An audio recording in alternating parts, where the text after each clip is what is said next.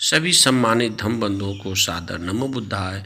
जय भीम। मैं doctor DN. बौद्ध आज आप लोगों के सामने राजकुमार सिद्धार्थ का गृह त्याग के अंतिम दौर में समय में उनका सेवक छन्न और उनका जो घोड़ा था कंथक के साथ वो बिताते हैं और अंतिम विदाई लेते हैं। लेकिन उस समय भी यह ऐसा माहौल था, ऐसा परिस्थिति थी कि छंद को इतना उनसे लगाव था कि वह आग्रह किया कि हम कुछ समय तक आपके साथ बिताएं, अर्थात अनोमा नदी तक, जो अनोमा नदी के तट तक अवश्य हमें ले चलें कंथक के साथ।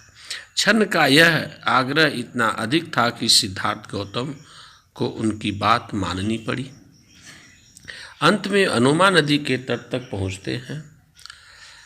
तब छन्न को संबोधित करके सिद्धार्थ ने बोला, मित्र बंधुवर, इस प्रकार यहाँ तक साथ साथ आने से मेरे प्रति तुम्हारा स्नेह प्रमाणित हो गया है।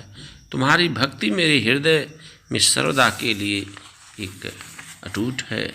तुम्हारा मेरे प्रति जो भाव है उससे मैं बहुत प्रसन्न हूँ। खेद है, दुख है कि मैं इस समय ऐसी स्थिति में हूँ कि तुम्हारे लिए कुछ कर नहीं सकता। जिससे उपकार की आशा हो उसके प्रति कौन अनुरक्त नहीं होगा। अर्थात आशा और निराशा, हमेशा आशा ही जीवन है। यदि आशा में निराशा होती है तो जीवन कष्टमय और दुखमय हो जाता है।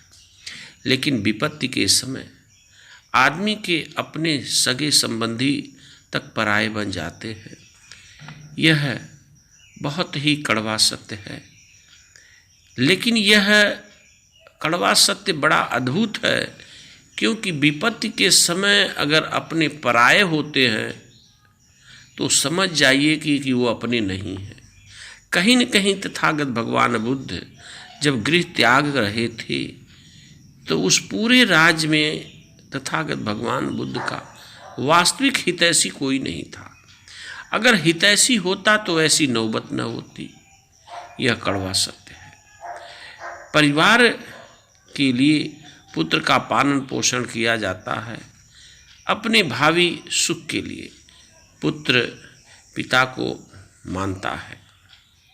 लेकिन किसी न किसी आस से ही संसार के लोग बंधे हुए हैं। बिना आशा का निस्वार्थ भाव कहीं नहीं है। साथियों, हर व्यक्ति कहीं न कहीं एक दूसरे से स्वार्थ भाव से जुड़ा हुआ है। जब तक स्वार्थ है तब तक व्यक्ति जुड़ता है। लेकिन जब दूसरे का स्वार्थ हो उस समय भी व्यक्ति उसके स्वार्थ की सिद्धि करनी चाहिए, उसे निराशा नहीं करना चाहिए। इसलिए हर व्यक्ति को एक दूसरे के स्वार्थ को समझ के चलना चाहिए। लेकिन एक तुम ही ऐसे अपवाद हो मेरे छन्न, इस घोड़े को लो और वापस हो जाओ। राजा के स्नेह में अभी किसी तरह की कमी नहीं आई होगी। उसे किसी न किसी तरह से इस दुख को सह लेने की सहायता करनी होगी आपको। उसे कहना कि मैं जो उसे छोड़कर चला आया हूँ वह न किसी स्वर्ग की कामना से, न स्नेह की कमी से और न क्रोध की अधिकता से छोड़ा गया है। इस प्रकार घर छोड़कर चले आए, मेरे लिए उसे अनुताप नहीं करना चाहिए। संयोग कितना भी दीर्घकाली हो, एक न एक दिन वियोग में परिणित होता ही है। चाहे वो मृत्यु के समय वियोग हो या किसी लालच या विषम परिस्थितियों में वियोग हो या कोई दुर्घटना में वियोग हो। समय के पहले वियोग हमेशा विपरीत परिस्थितियां तभी पैदा होती है। या तो किसी दुश्मन के कारण वियोग होता है, या तो व्यक्ति जब एक सिद्धांत से हट के अपना सिद्धांत बनाने लगता है, उसके अंदर लालच और स्वार्थ सिद्ध होता है, तब व्यक्ति के अंदर वियोग और दूरियां बढ़ती हैं। अन्यथा जीवन में कभी भी वियोग एक ही समय होता है जब मृत्यु आती है। अन्यथा वियोग नहीं हो सकता अगर इंसान है तो। शैतान होने के प्रवृत्ति में व्यक्ति का वियोग कभी भी हो सकता है। साथियों, जब वियोग अनिवार्य ही है तो यह कैसे हो सकता है कि संबंधियों से वियोग न हो।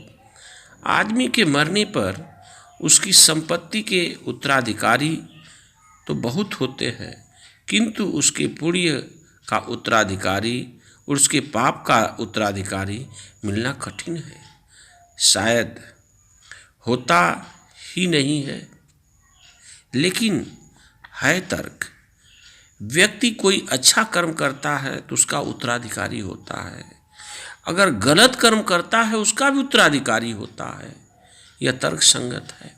कोई व्यक्ति अगर कर्जा खा के या बीमारी में या किसी विषम परिस्थितियों में उसका देहांत होता है तो उसकी भरपाई उसके ना रहने पर जो कुछ मिलता है वह भी उत्तराधिकारी होता है। उनके ना रहने पर जो मिलता है वह भी भरना पड़ता है। यह कष्टदायक उत्तराधिकारी होते हैं।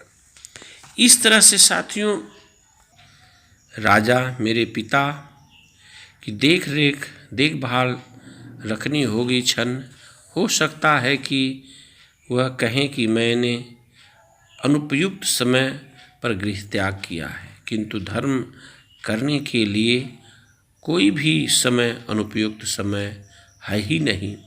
मित्र, मेरे पिता को इन और ऐसे ही शब्दों से समझाना, ऐसा प्रयास करना कि उसे मेरी याद भी बनी न रहे। हाँ, मेरी माँ से भी कहना कि मैं उसके स्नेह के अयोग्य सिद्ध हुआ, उसका वात्सल्य वचनातीत था। इन शब्दों को सुना तो क्षण ने भावावेश में उसके आंखों में आंसू और कंठ से हाथ पकड़कर जोड़कर हाथ कहा, स्वामी, यह देख कर कि आप अपने संबंधियों को वियोग और दुख देख कर जा रहे हैं, मेरा हृदय से ऐसा बैठा जा रहा है जैसे दलदल में फंसा हुआ हाथी। आपका ऐसा निर्णय किसी आँखों में अश्रुधारा न बहाएगा, चाहे उसका हृदय लोहे से निर्मित भी क्यों न हो। स्नेह मिक्त हृदय का कहना ही क्या, कहा तो यह प्रसाद में ही रहने योग्य कमलांग और कहाँ वह तीक्ष्ण कुशाग्र से ढकी हुई पृथ्वी है। हे कुमार, आपका ऐसा निर्णय जानकर मैं अब कपिलवस्तु के लोगों के लिए दुखदायक इस कंथक घोड़े को वापस कैसे ले जा सकता हूँ। निश्चय से आप इस स्नेह सिक्त वृद्ध राजा को ऐसे ही छोड़कर नहीं जाएंगे जैसे कोई नास्तिक सधर्मी हो। और आप अपनी ही मौसी को, जिसने पाल पोस कर इतना बड़ा किया, आप उसे इस तरह नहीं भूलेंगे जैसे कोई कृतज्ञ अपने उपकारी को भूल जाता है। और अपनी उन भार्या को तो आप छोड़ेंगे ही नहीं जो गुणवती है, जो श्रेष्ठ कुलोत्पन्न है, जो पवित्रता है और जो एक बालक की माँ है। और हे धर्म और यश की सर्वाधिक चिंता करने वाले, आप यशोधरा के उस पुत्र को तो उसी प्रकार छोड़ेंगे ही नहीं जैसे कोई जुआरी अपने यश छोड़ देता है। स्वामी, यदि आप अपने राज्य और संबंधियों को त्याग देने का दृढ़ निश्चय ही कर लिया है तो आप मुझे तो छोड़ेंगे ही नहीं, क्योंकि आप ही मेरे शरण स्थान हैं। मैं आपको इस प्रकार जंगल में अकेला छोड़कर इस दग्ध हृदय के साथ नगर को वापस नहीं लौट आ सकता।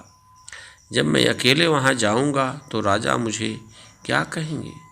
मैं आपकी सधर्मिता को तो ही शुभ संवाद सुनाऊँगा, और आपको जो यह कहना है कि मैं राजा को अपने अवगुण सुनाऊं ताकि उसका स्नेह कम हो जाए? तो यदि मैं तालू से सटी जिह्वा से निर्लज बनकर आपके अवगुण कहने का प्रयास भी करूं तो उन पर कौन विश्वास करेगा? अर्थात जो व्यक्ति किसी से दूर होना होता है या किसी को भुलाना होता है तो उसे उसके अवगुण सुनाइए, उसके दुर्गुण सुनाइए, और दुर्गुण याद रखेंगे तो अब दूर हो जाएगा। लेकिन उसके सद्गुण हमेशा याद रखेंगे, अच्छे कर्म याद रखेंगे तो वह व्यक्ति कभी दूर नहीं हो सकता, उसकी यादें बनी रहेगी।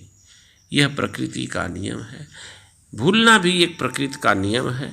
यदि किसी को भुलाना है तो उसके अवगुण याद रखिए, भूल जाएगा। लेकिन साधु जो होता है, सज्जन लोग, हर व्यक्ति के उसके गुण याद करते हैं, अवगुण नहीं।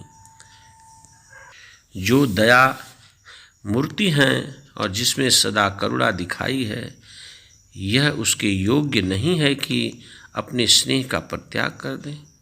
मुझ पर दया करें, लौट चलें राजकुमार जी।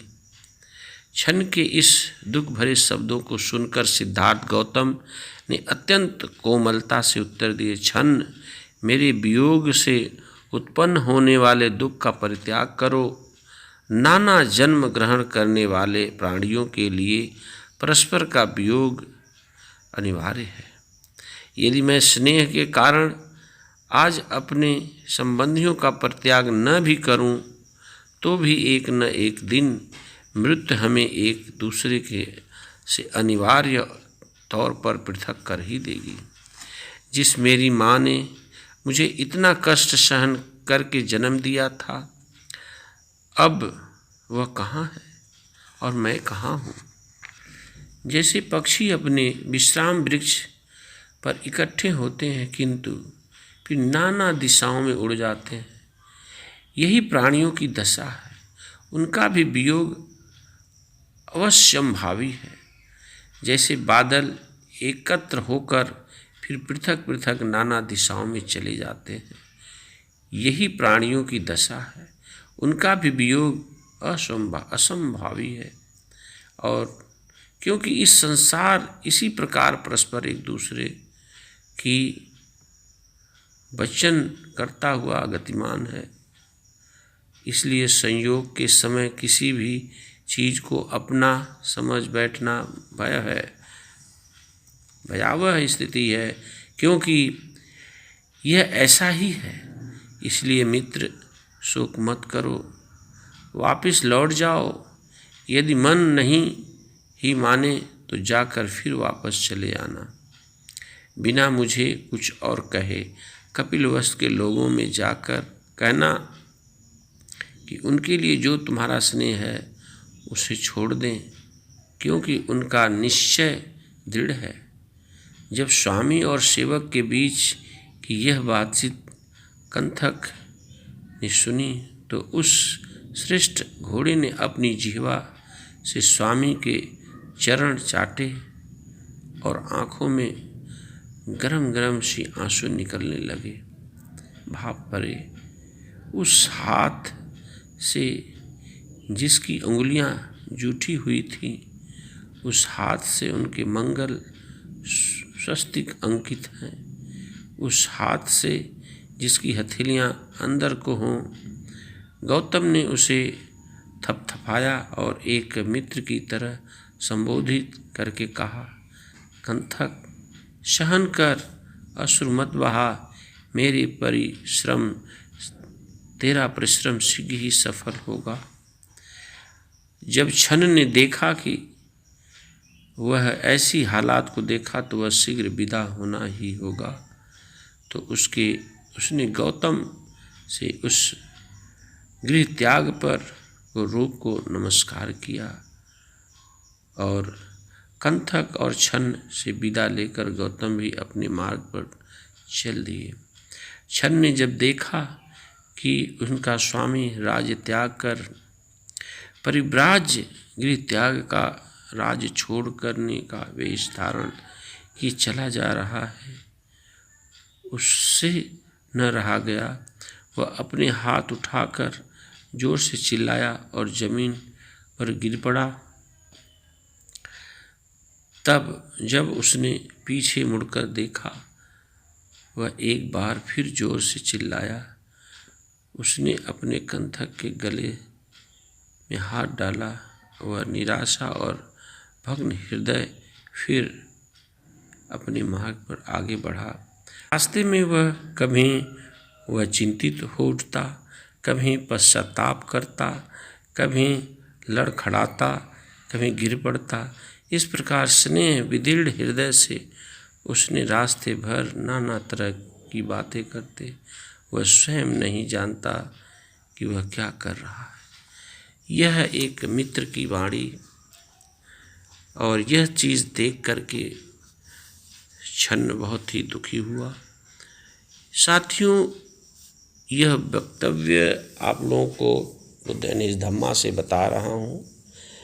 यह वियोग की स्थिति तभी पैदा होती है क्योंकि जीवन और मरण सत्य है, मृत्यु निश्चित है। यह वियोग की स्थिति मृत्यु होती है, लेकिन वियोग की स्थिति उसके पहले भी आती है जब प्रकृति के नियम के कोई विरुद्ध कार्य होता है या सिद्धांत के विरुद्ध कोई कार्य होता है या प्रकृति में वियोग लिखा है।